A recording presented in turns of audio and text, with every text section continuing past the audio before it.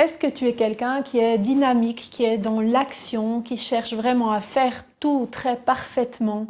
Est-ce que tu es quelqu'un qui est très optimiste et puis qui ne va presque jamais demander de l'aide?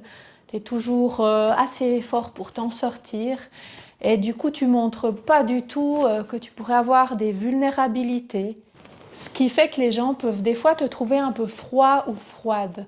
En fait, tu exerces un contrôle sur toi, tu es discipliné. Tout ça pour faire les choses à la perfection, pour pas qu'on puisse te faire des critiques, des reproches qui pourraient être reçus de manière injuste de ton côté.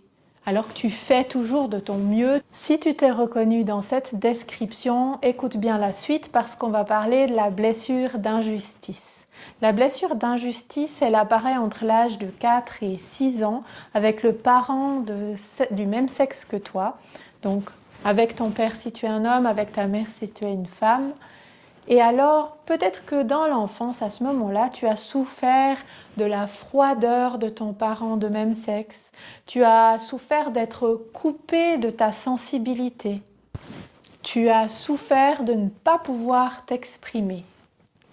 Là où ça va poser problème d'avoir cette blessure d'injustice qui s'active, c'est que tu vas devenir très rigide.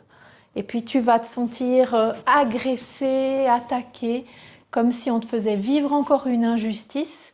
Et du coup, ça va être difficile d'échanger avec toi parce que tu es comme bloqué.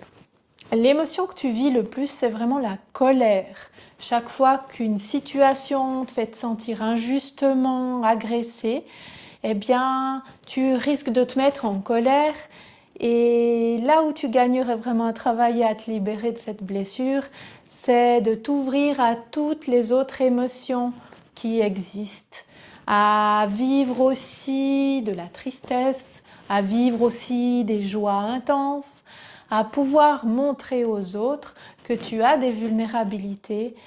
Et tu verras que quand tu auras accepté que tu es faillible, eh bien, les gens qui comptent pour toi seront toujours là et ne vont pas avoir une autre vision de toi.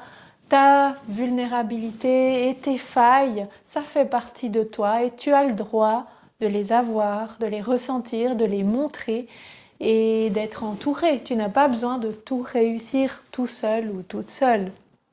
Je t'invite à regarder en légende les astuces que je te donne pour te libérer de cette blessure d'injustice et de ce masque de rigide que tu portes parfois. Et tu peux me dire en commentaire comment ça aura marché pour toi.